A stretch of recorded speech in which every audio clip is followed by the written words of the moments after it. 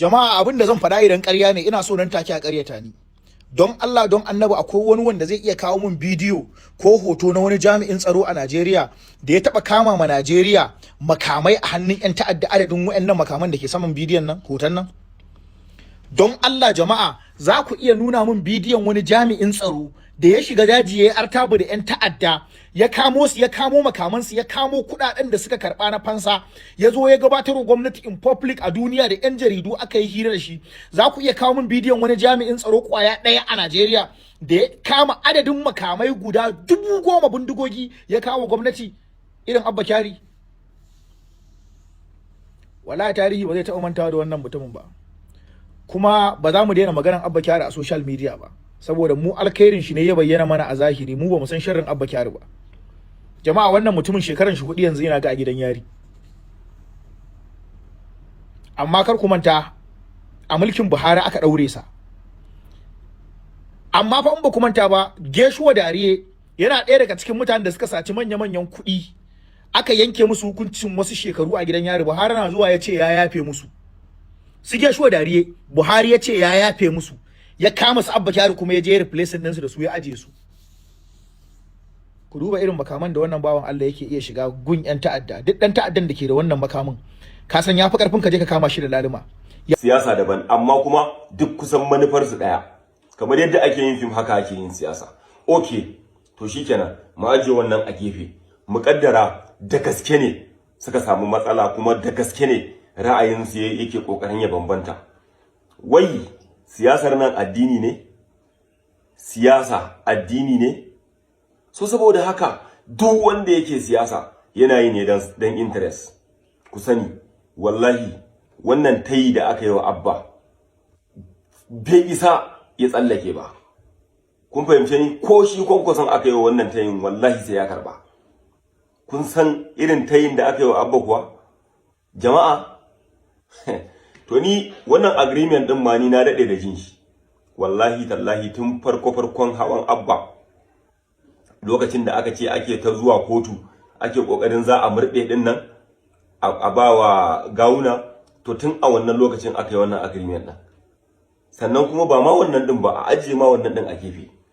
Shin wai siyasar nan kai tayin nan da aka yi wa Abba, idan har Abba yake amincewa ma, to shine ma tabbacin bai ma san me yake ba. A kaddara wannan tayin da aka mar ya ki karba, to me ya burin sa a siyasa ne? Da Allah me ya burin shi? So saboda haka da Allah mu rika yin nazari. Shi kwankwaso bai karbi kudin Atiku ba? A'a, kwankwaso bai karbi kudin Atiku ba? Sannan kuma ina so ma har yanzu ku sake yin wani nazari still. Na fi son fa duk abin da nake faɗa ku rika amfani da kwakwalwar ku fa. Dan Allah dan Annabi. Siyasa nan addini ne? Duk wanda yake siyasa wallahi a duniya ake yin ta. Wallahi tallahi kuma dan samu ake yi. To tayin kai da Allah ku yi bincike mana, da Allah ku bincika irin tayin da aka yi wa Abba tukunna ma. Ya isa ma yace ba zai karbi wannan tayin ba. To in bai karbi wannan tayin ba me zai yi? Mutane suna bani mamaki fa. Na rantsa da Allah ku daina yadda su Tijjani Gandu su waye suna rena muku hankali. Su fito suna wai su basu yadda ba ko basu yi kaza ba, basu duk wannan setup ne. Ina da tabbatar muku da cewa duk setup ne. Me ba mu sani ba, yara kanana ne mu. Faɗa kuma muna sake faɗa. Amma ya ɗauki tsawon shekara 4, 5, 6 yana kulle. Amma mutumin da ya saci kuɗin ƙasa kuka yadda cewa azzalimi ne, ɓarawo ne, ya sata, duk duniya ta shaida ba hakkinsa bane, hakkin talakawa ne. Sun bata kasan, sun yi dama da ita. A mulkin Buhari suna ɗaya daga cikin mutanen da suka ba Buhari zagon ƙasa wajen lalata ƙasa da zaluntan mutane. Aka dinga zagin Buhari cewa ya kasa, muna ɗaukan ka mai gaskiya ka kasa. Wayannan su ne ministocin da suka bata wannan mulkin. Yau bai wuce sati 1 zuwa 2 ba aka kama shi, an sako shi. Amma a haka nake ganin wasu daga cikin talakawa wai murna suke, wai ai zaluntan shi aka yi, duk da duniya ta shaida irin zaluncin da yi. Ku ce har yanzu ba za mu ga masifa a arewacin Najeriya ba? Ku ce har yanzu mun san ma abin da muke yi? Abba Kyari yau yana kulle, wanda Abba Kyari mun san ba Allah bane, amma da Abba Kyari yana nan duk duniya ba mutumin da bandit suke tsoron a ji sunan shi irin Abba Kyari.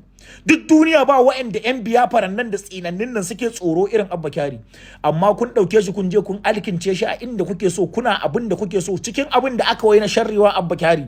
Har da cewa wai filin polo na Maiduguri wanda tun kan a haifi Abba Kyari, tun kan mahaifin Abba Kyari ya zo duniya ba ma Abba Kyari ba, akwai filin polo an san na gwamnati ne, amma kun zo kun ce filin Abba Kyari ne. Wannan a gaban mu aka karanta wa alƙali, ba sharri muka yi ba kuma labari aka bamu ba. Sai samu abin da muka yadda kawai an kama Abba Kyari dan a zalunce shi ne. Bacce Abba Kyari ba mai laifi bane fa, duk wani dan adam a duniya he is not 100%, amma mu alkhairin Abba Kyari muka sani ba sharrin sa ba. In ma akwai wani kuskure da Abba Kyari yayi, dimbin alkhairin shi ya kamata a mai uzuri ya shafa sharrin sa, saboda duk duniya sharrin Abba Kyari ba mu san shi ba, mu alkhairin shi muka sani.